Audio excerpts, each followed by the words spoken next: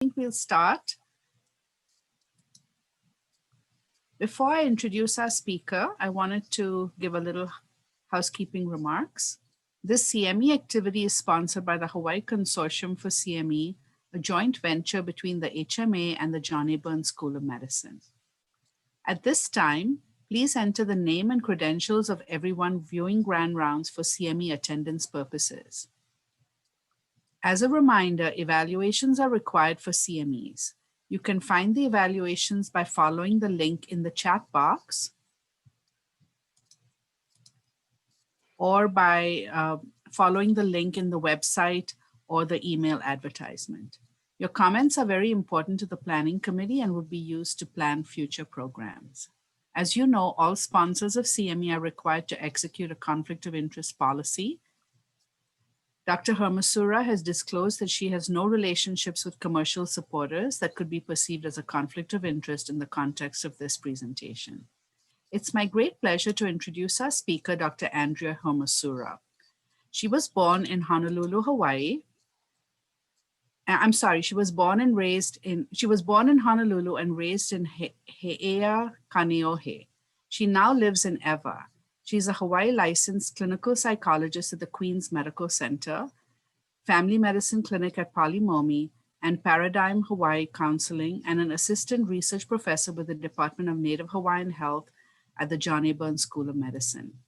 Her work at the Queens Medical Center focuses on how non-technical skills, provider well-being, and mindfulness can impact patient safety and quality and the culture of psychological safety at work.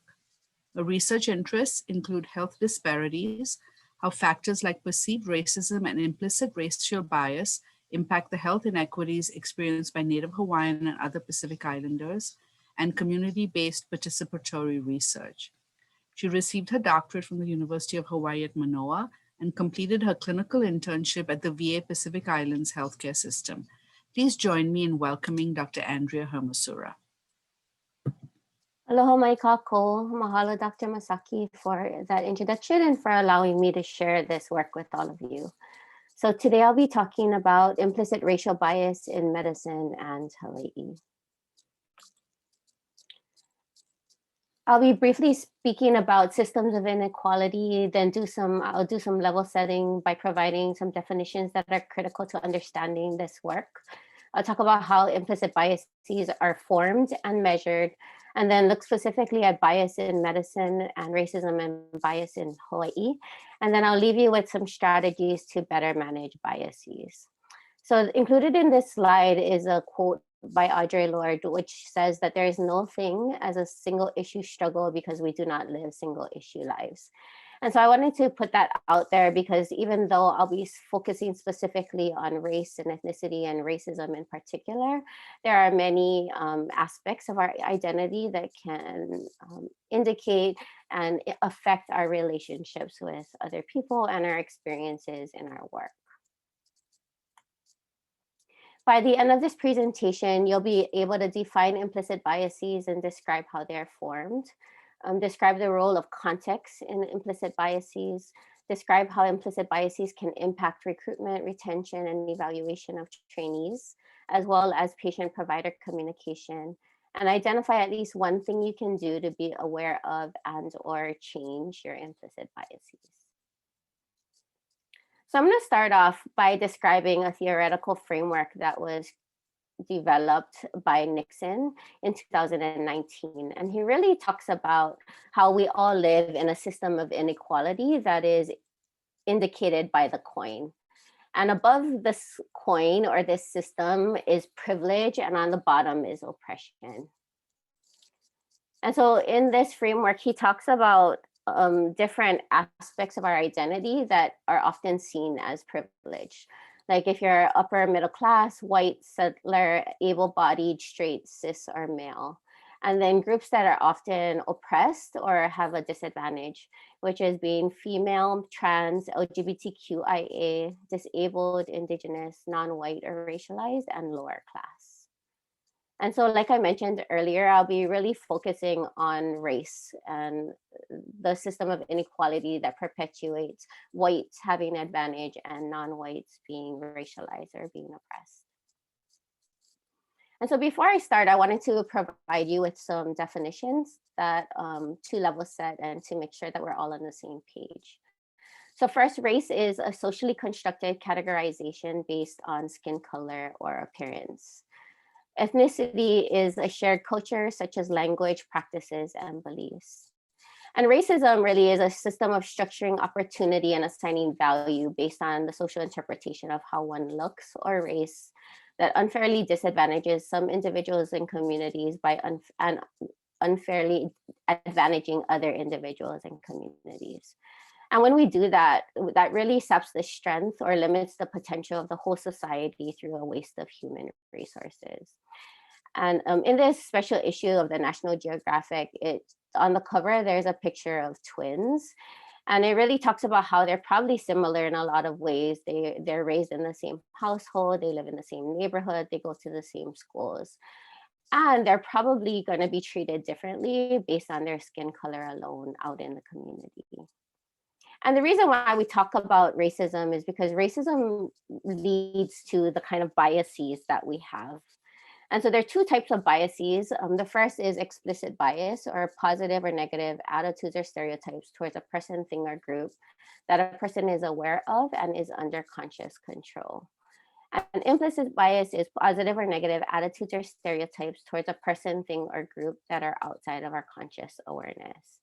And so biases can influence how we think and how we behave.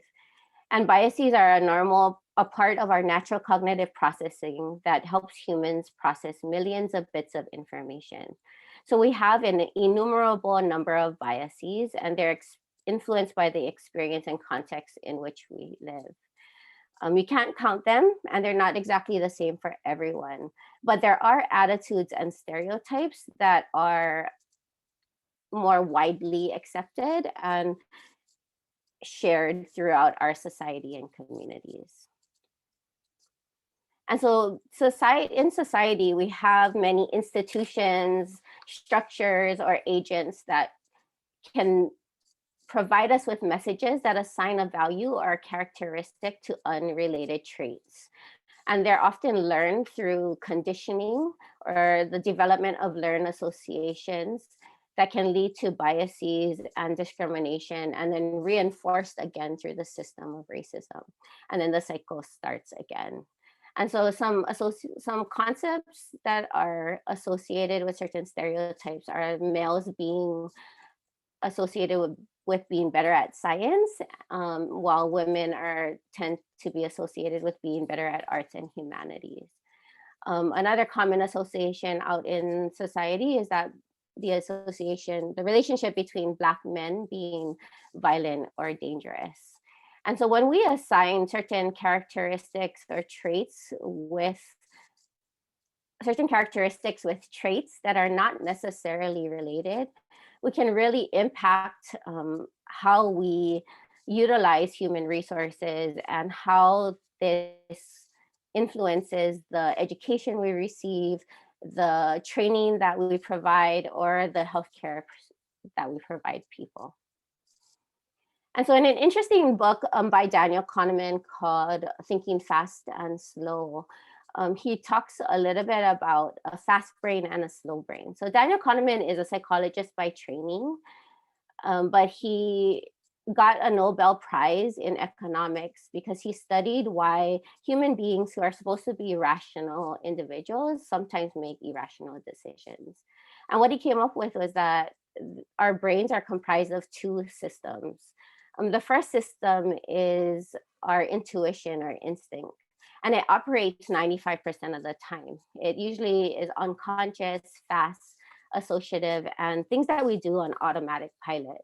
So for example, when we're driving, we can quickly associate the red light with stopping and a green light with going. And we don't have to think about that. We just do it automatically.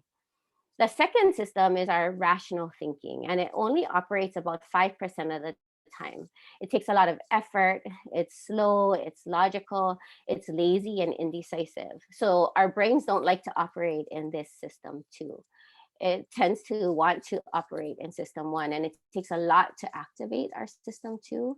And an example of when we might use our system two is when we're applying for jobs or completing job applications. Because we don't do that very often, it usually requires more rational thinking. And so our implicit biases really fall in system one. And that's why the narratives that we learn from society can really impact how we think, the associations that we make, and how we behave or treat other individuals. And when the media or our healthcare systems or government policies teach us narratives that associate certain traits with characteristics, it can really be dangerous to how we interact with other people. And so this is a brief review of what I just shared, but biases are part of our natural cognitive processing that helps humans process millions of bits of information. And they are formed through learned associations. But within systems of structured advantage and disadvantage, like the coin, based on characteristics like race and gender, these can be really damaging. And it's important to remember that sometimes our implicit biases may not align with our declared beliefs or stances. And so everyone has implicit biases, and that does not necessarily make us racist or sexist or ageist. But these implicit biases may lead us to discriminate against others. And it's really important to talk about this in the context of healthcare and medicine, because our implicit biases are more likely to be activated in stressful or demanding circumstances compared to relaxed states. And with the way that medicine has gone, with like a lot of documentation in EPIC and requirements from insurance companies, it's becoming more and more stressful for trainees and physicians to practice. And so the reason why we can talk about implicit biases now is because there's ways to measure it. And one of the most popular and common tools to measure implicit bias is known as the implicit association test. It was developed in 1998 by researchers Greenwald, Banaji, and colleagues at Harvard University. And it's really a sorting task and a response latency assessment. It measures the relative strength of associations. So the faster you associate certain concepts with categories, that means that you have a stronger preference or bias in that group. And typically implicit association tests also include an explicit bias measure.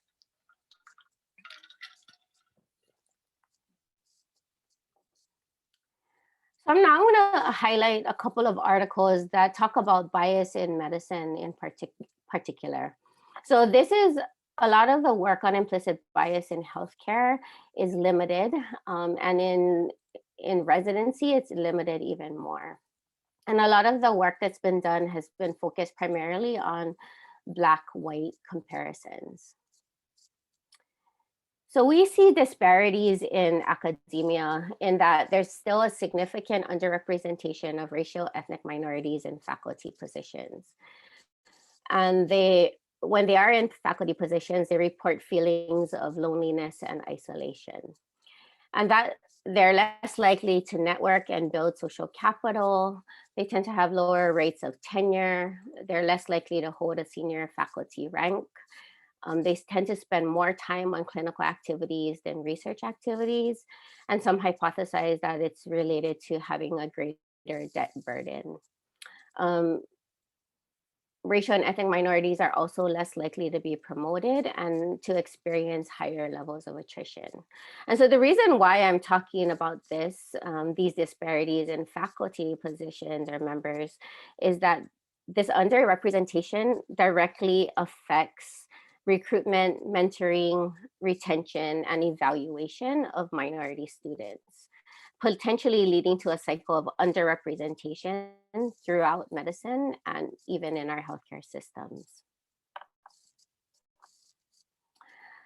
There was a study conducted in 2012 at the Ohio State University College of Medicine. And all of the faculty members on the admission committee, which was 140 faculty members, took the Black-White implicit association test prior to the 2012 to 2013 cycle. And what they found was that all faculty had significant levels of implicit white preference. So they had a pro-white bias. 67% of the faculty felt that the IAT was helpful in reducing their biases. 48% were conscious of biases in the next cycle. 21% said that their IAT results affected their decision. And the following year, they had the most diverse incoming class of medical students at that time. So now I'm going to kind of move into residents' experiences, and how you can see evidence of bias throughout the journey of medicine, and how it really kind of relates back to the structure of racism that perpetuates, creates, and maintains these biases that we have. So in an article by Ocero Acer and colleagues, they interviewed, they conducted semi-structured interviews with 27 residents from 21 residency programs representing a diverse range of medical specialties and geographic locations. And they at the 2017 Annual Medical Education Conference. And they asked the question, how do Black, Hispanic, and Native American resident physicians view the role of race or ethnicity in their training experiences? And the results that they got was that these individuals reported a daily barrage of microaggressions and biases. They often saw themselves as being tasked to be race ethnicity ambassadors, so being representatives of their entire racial and ethnic group. And they also had challenges kind of negotiating professional and personal identity while being seen as others. And this is really related to having an underrepresentation of minority faculty members who can potentially role model and mentor minority residents and students through these experiences that may be unique to these populations.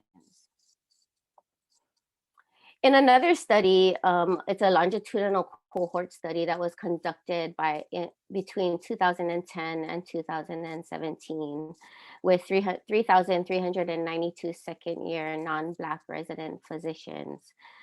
They completed surveys in their fourth year of medical school and then again in their second and third years of residency.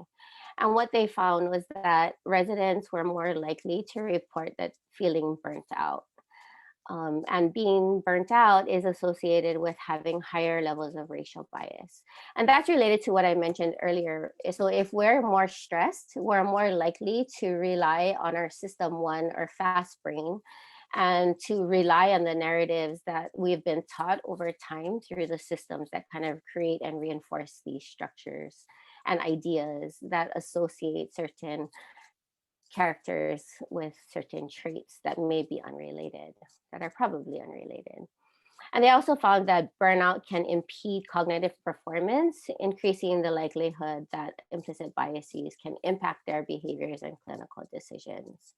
What's interesting is that they found that recovery, so in their second to third year, managing burnout better, so recovery from burnout, was associated with the greatest reduction in explicit bias towards Black people. And so that's really, really important, right? So what is the structure in the healthcare system or in faculty position or in medicine, academic medicine, that are creating more stress among faculty members or residents or providers that may be leading us to tap into our biases and act in discriminatory ways without necessarily knowing it. And now I'm going to talk about implicit bias in patient care. And so what this study found, there was a review of the literature conducted by Mina and colleagues in 2017. And what they found was that implicit bias was just as common among healthcare providers as the wider population. And that they may contribute to health disparities in healthcare access, quality, and outcomes. And so implicit biases are typically manifested in nonverbal and verbal behaviors towards patients and can influence diagnosis and treatment decisions.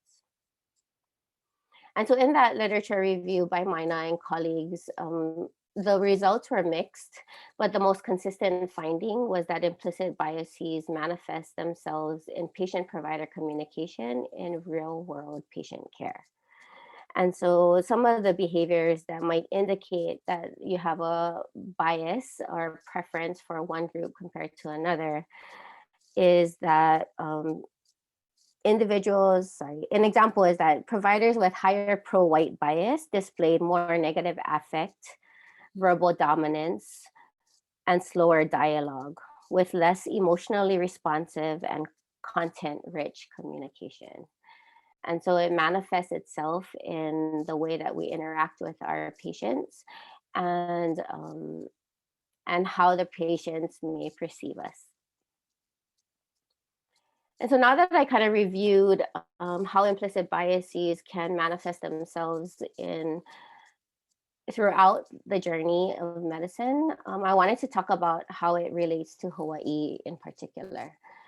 And so in the research that a colleague and I, Dr. Delafield and I have been doing, we've realized and we've seen in the literature how important context is to understanding the biases that we have. And so this bumper sticker kind of alludes to the implicit or explicit rules we have in Hawaii around driving. And so this is a bumper sticker that says, slow down, this isn't the mainland. So it implies that there's rules that we follow. And one of the rules is driving slowly and with aloha as indicated by the shaka sign. And that also implies that if you're not from here or if you're from the mainland, you tend to drive faster without aloha. And so that's relevant to how we see race and ethnicity in Hawaii. So context is critical for understanding and measuring attitudes and stereotypes. And there is a belief that because Hawaii is so diverse, that racism doesn't exist. And that's not necessarily true. So even though Hawaii's racial and ethnic mix is different from other states and shaped by a historical, cultural, political, and social reality that is unique, racism is still similar and racism does exist. And so just a reminder, racism is structured opportunity plus the assignment of value that leads to unfair advantage for some and unfair disadvantage for others. So now I'm going to review briefly kind of the legacy of racism in the Pacific as it relates to Native Hawaiians and Micronesians in particular in order to understand the current implications. So there's been a lot of evidence more recently and over time of racism and discrimination in Hawaii. And so these are some of the articles that highlight that. And more recently with the shooting of SciCap, I remember, there is even more evidence of racism and discrimination happening towards Micronesians in particular. So there are significant US policies impacting kind of Native Hawaiian health today. And so this is a timeline that talks about different significant events that have influenced the health status and health inequities that Native Hawaiians have today. And I'm going to highlight a couple. The first is when Captain Cook arrived, our Native population was estimated to be as high as 800,000. Since then, there was a lot of epidemics that came up and our Hawaiian population dwindled to 80,000 in 1851. In 1893, there was the illegal overthrow of the Kingdom of Hawaii, and then followed quickly by the abolishment of Hawaiian being used as a medium in the educational system. And then Hawaii was annexed to the United States in 1898. And then there was a Hawaiian Homes Commission Act that was passed. And so even though that act is supposed to help Hawaiians, it actually caused more separation and disparities within the Hawaiian population, because you needed to be 50% or more to get to live on Hawaiian homelands, and then be more than 25% to inherit that home. And so it's interesting because all of these policies and experiences can speak to the unfair advantage unfair disadvantage for Hawaiians and unfair advantage for foreigners in Hawaii. So even though there's been a renaissance that started in the 1970s, and now we have Hawaiian language revival, we have my kids, like my son, in Hawaiian immersion schools. We have like the Native Hawaiian Healthcare Act. We also see we're seeing an increase in the number of Native Hawaiians in Hawaii and in the world. Those narratives have been kind of have infiltrated the systems that now take care of and educate Native Hawaiians in Hawaii. And so these are examples of how historical US policies can really impact the kind of disparities that we see today. And I want to speak briefly about policies that have impacted Micronesian health. And so Micronesia is defined as an area of the Western Pacific, and it includes nations of Palau, the Federated States of Micronesia, that's made up of 4 states: Yap, Kosrae, Chuuk, and Pohnpei, the Republic of the Marshall Islands, Kiribati, Guam, and the Commonwealth of the Northern Mariana Islands. And so Micronesia, as we call it, quote unquote, is really comprised of very diverse groups with many, many different languages. And they have a history that assigns value and structures opportunities that go against them, Micronesians, and their health. And so one of the biggest examples is the testing of 67 nuclear devices in the Marshall Islands. And that was after people understood the consequences of the bombing in Hiroshima. And so talk about structuring opportunity and assigning value, right? So, I mean, and that is similar to what Hawaiians experience with Koho'olawe. And then also seeing the changes in their access and qualifications for healthcare coverage.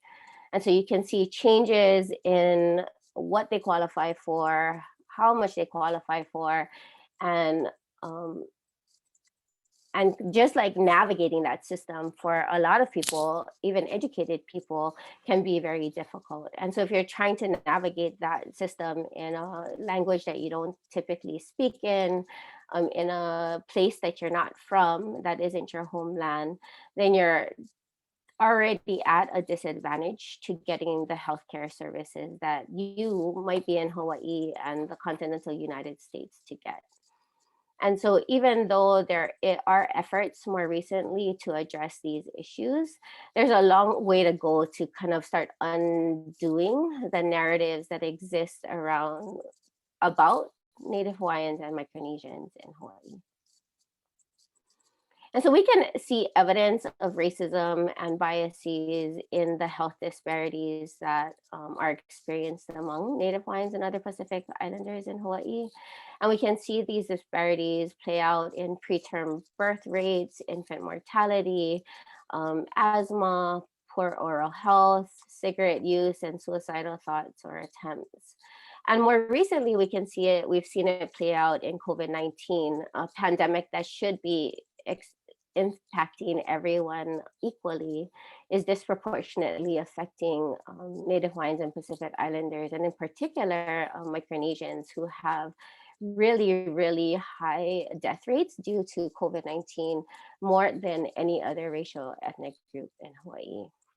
And I think it's like at 300 per 100,000. And the next group affected is Filipinos at 30 people are dying per 100,000. So one of the biggest gaps, I guess, in this work is being able to accurately measure implicit bias so that we can talk about it in Hawaii as well. And so a colleague that I mentioned earlier, Dr. Delafield, and I started to develop implicit association tests that were tailored for Hawaii. And we developed 8 implicit association tests in particular. Ones that looked at attitudes and others that looked at stereotypes between Native Hawaiians and Caucasians, Native Hawaiians and Japanese Americans, and Micronesians and Caucasians, and Micronesians and Japanese Americans. And some have asked us why we're looking at whites and Japanese Americans as the comparison groups. And the reason why we're doing that is because they tend to be more privileged in Hawaii, and Native Hawaiians and Micronesians tend to be oppressed. We also don't have a single dominant group in Hawaii. Whites, Japanese Americans, and Okinawans tend to have the highest socioeconomic status by per capita income. And only 6% of Japanese live in poverty compared to 16% of Hawaiians and over 50% of Marshallese in 2018. Oh no, sorry.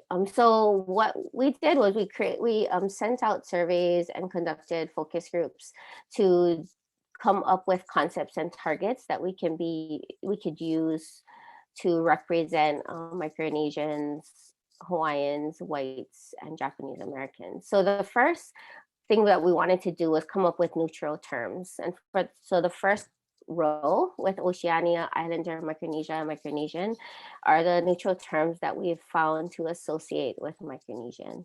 The second one was for Native Hawaiians. The third was for whites, and the fourth was for Japanese Americans.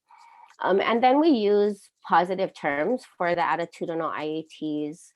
And these were terms that we got from our work with Project Implicit, who helped us to develop these implicit association tests.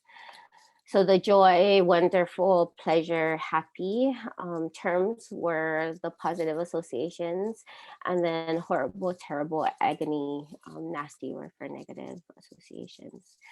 We also asked the survey respondents who were like experts in the field or have a history of working with Native Hawaiians or Micronesians to share with us some commonly associated stereotypes that have been linked with either being Native Hawaiian or Micronesian. And so one of the most popular terms that came up for Micronesians was being, the term that was most commonly associated with Micronesian was being dependent or being a burden. And so we used words with similar meanings to put into our stereotype IAT. And so that was dependent, freeloader, reliant, leech, and unemployed.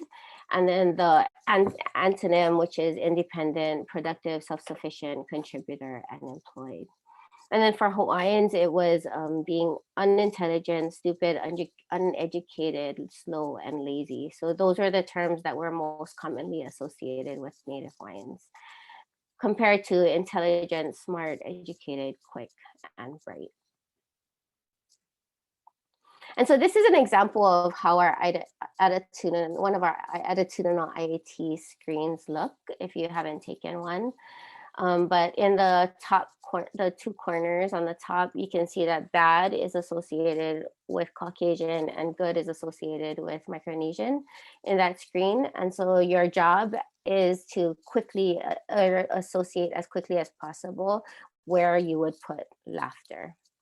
And then in screen B, it's the neutral term. So you're doing this sorting task and doing it as quickly as possible while making as little mistakes as possible. And then it's reversed. So it goes, now bad is associated with Micronesian and good is associated with Caucasian. And so these attitudinal IETs, or IETs in general, are looking at response latency. So how quickly are you responding and sorting these terms with the appropriate categories. So we've been, for a very long time, trying to gather data to look at the validity of our IATs with medical students and residents. And the hypotheses are that most people would tend to have a pro-dominant group bias, so a preference for Japanese Americans and whites compared to Native Hawaiians or Micronesians. And what we found so far, even though our sample sizes were smaller, is that the Native Hawaiian Japanese stereotype IAT is acting in the way that we expected, and the results were significant. So there tends to be a preference for Japanese Americans compared to Hawaiians when looking at the intelligent versus unintelligent stereotype IAT. The other IATs that were significant are the attitudinal IATs and stereotype IATs comparing Micronesians to Japanese Americans, and then the stereotype IAT that's comparing Micronesians to whites.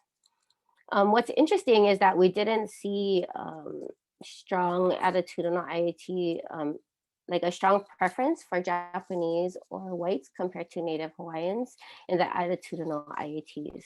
And this also happened in another study conducted by Professor Levinson out of the law school at University of Hawaii. And some of the hypotheses around that is that there's positive associations in our society that are made about Native Hawaiians, especially as it relates to tourism. And there's also negative kind of attitudes and ideas or narratives out there about whites in Hawaii. So now I'm going to end with talking a little bit about how to manage our biases. So although biases are prevalent and they are reinforced and created through narratives that are in our society and taught to us by systems like our educational systems, our healthcare systems, and our government, the good news is that we can manage them, we can address them, and we can reverse them through interventions.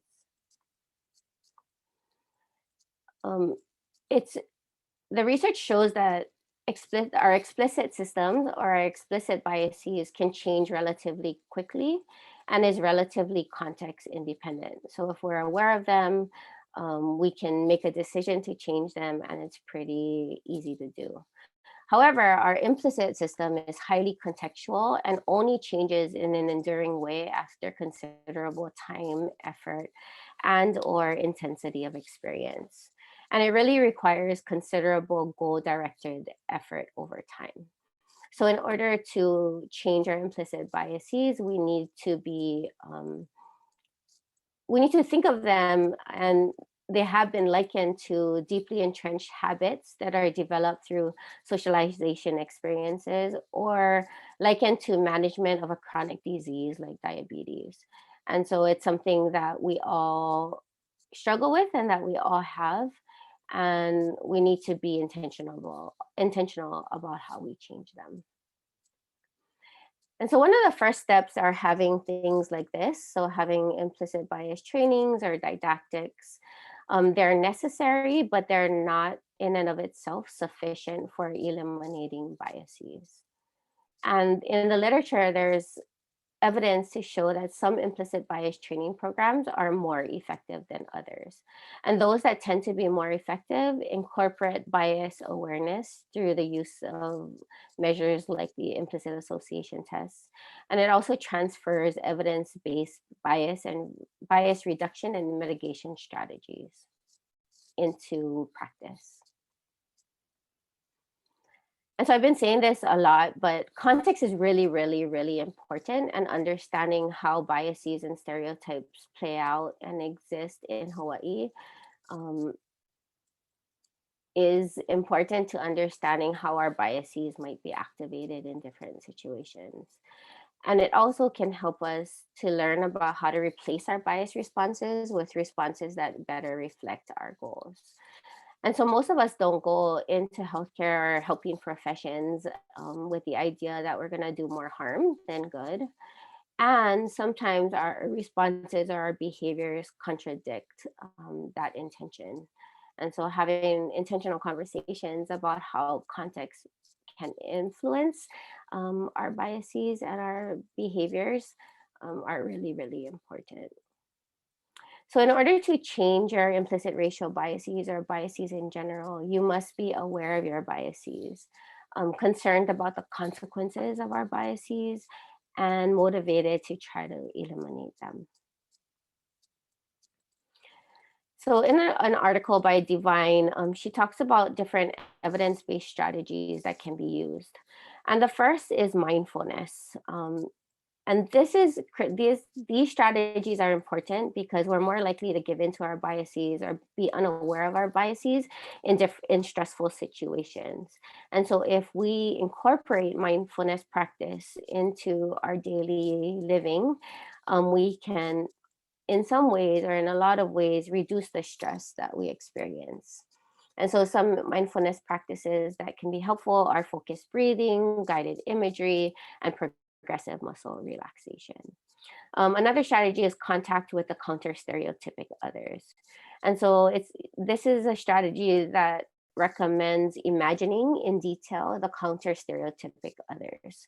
So they can be abstract, so thinking about smart Native Hawaiian individuals or independent and productive Micronesian individuals. Um, and they can be famous or non-famous, but what you're doing in this strategy is you're making positive exemplars of people from different groups more salient and accessible. The third strategy is individuation. And so really thinking about evaluating members of society based on personal attributes rather than group-based attributes. The fourth is perspective taking. So putting yourself in the other person's shoe and considering what it might be like to be stereotyped. And when you do that, you can really feel closer to the people to individuals who are typically oppressed, and it may lessen your group-based evaluations. The fifth is stereotype replacement. So when you recognize your response is based on a stereotype, you can label the response as stereotypical, reflect on why the response occurred, consider how the biased response could be avoided in the future, and then replace it with an unbiased response. And so there are multiple steps, and it's really important, and a really important strategy that can reduce your biases. And then finally, increasing opportunities for contact. So seeking opportunities to engage in positive interactions with out-group members. So the more that you interact with people from a group that you may not be familiar with, or a group that you may have stereotypes about, you have more opportunities to change those stereotypes and change your perspectives about that group.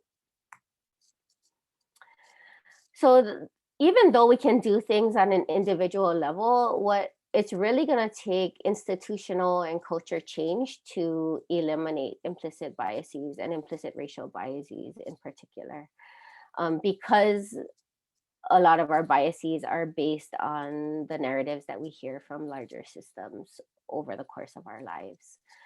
And so one of the first steps is recognizing the mechanisms of racism in our structures, policies, practices, norms, and values, which are different elements of decision making.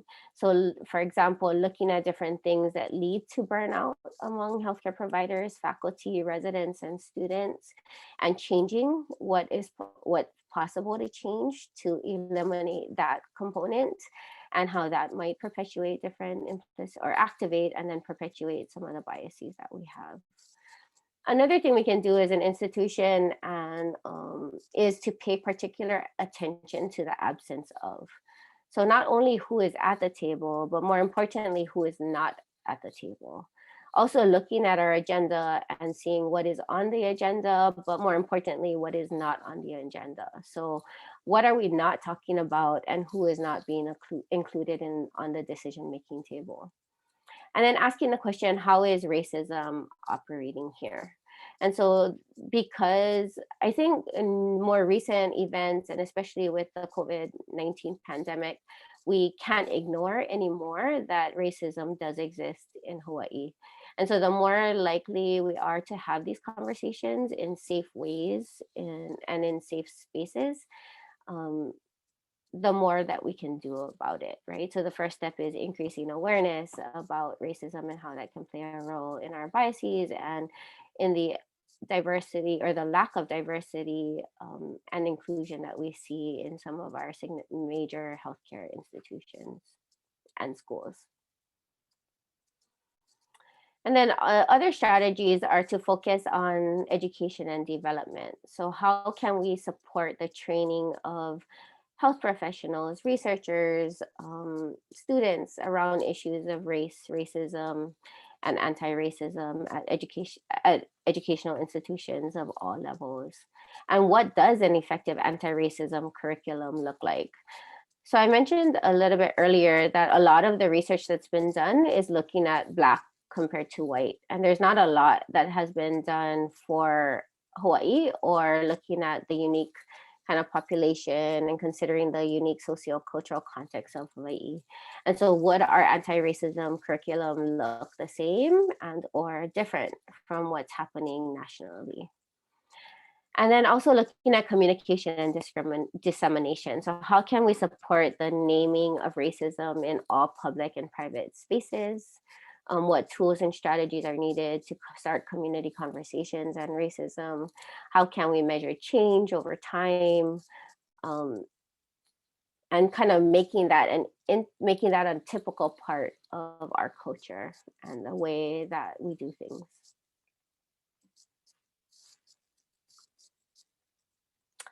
So that's it for today. I just wanted to say thank you again so much for having me here.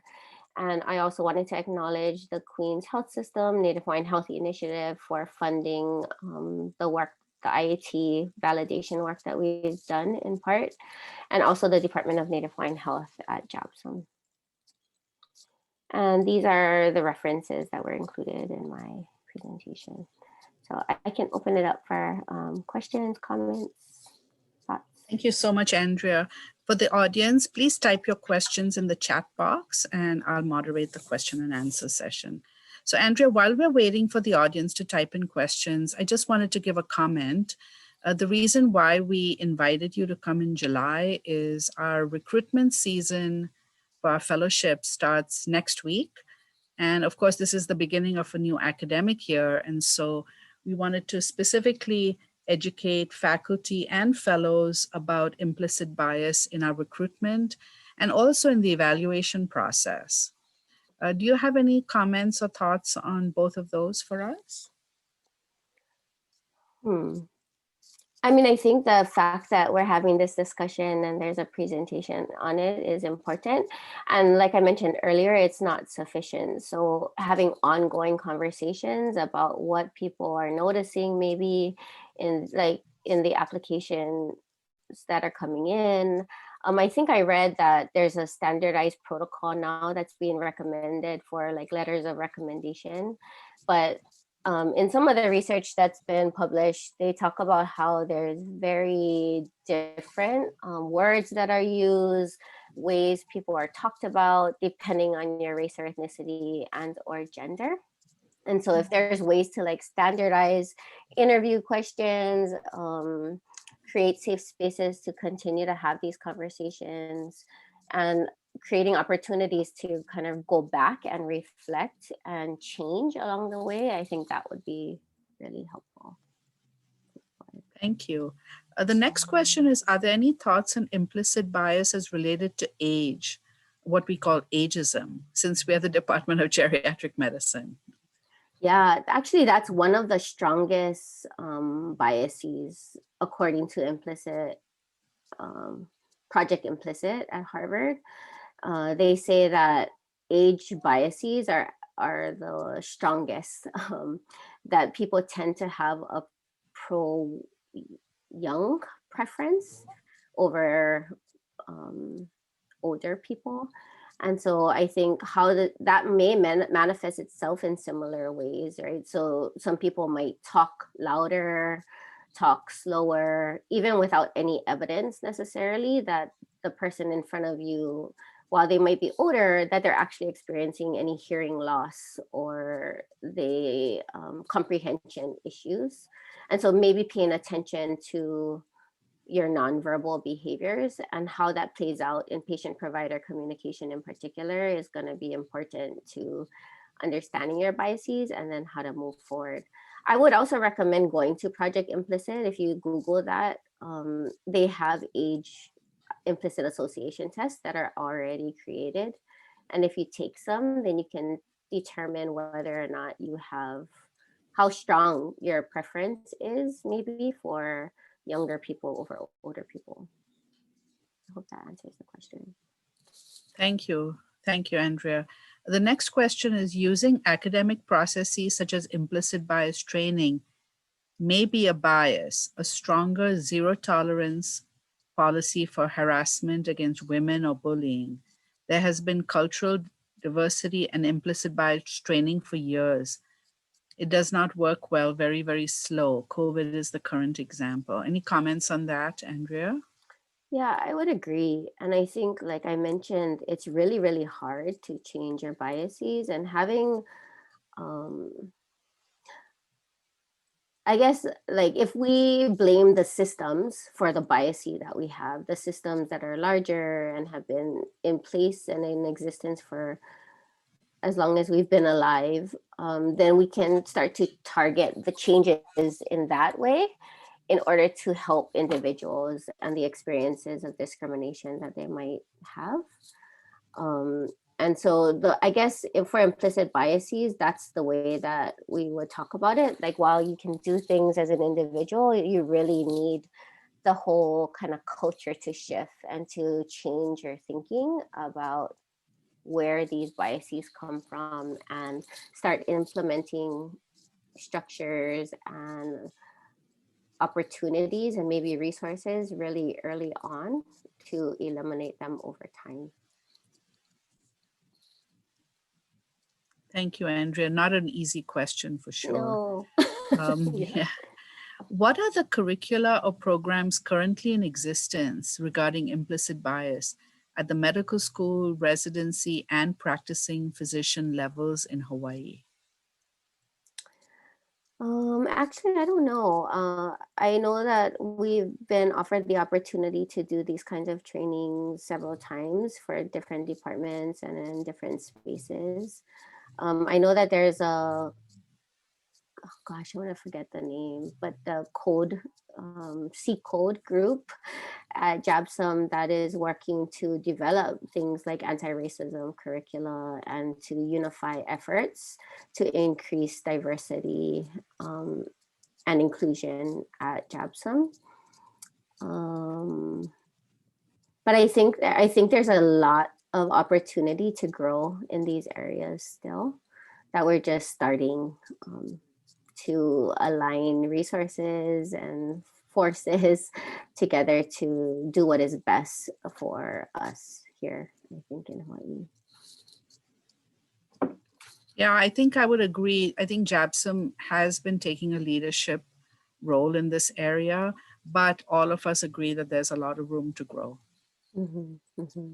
So right now it seems like we're all doing like smaller things, and really I think the C Code initiative is really so that we can start to collaborate in more effective and efficient ways to have a bigger impact on the culture and the conversations around increasing diversity, inclusion, and equity. while eliminating structural racism and implicit biases. Thank you, Andrea. Does the audience have any more questions? We still have a few minutes, so we have time for a couple more questions if you have them.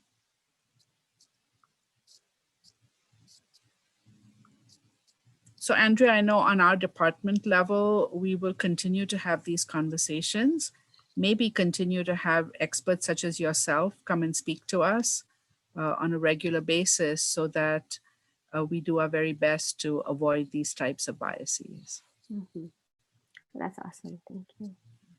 Any other questions from everyone? Okay, while I'm waiting for that, Michaela, could you please put the, oh, here we go. Michaela read my mind. The evaluations are required for CME purposes, and Michaela put a link in the chat box. So you can follow that link to do the evaluations and claim your CME credits.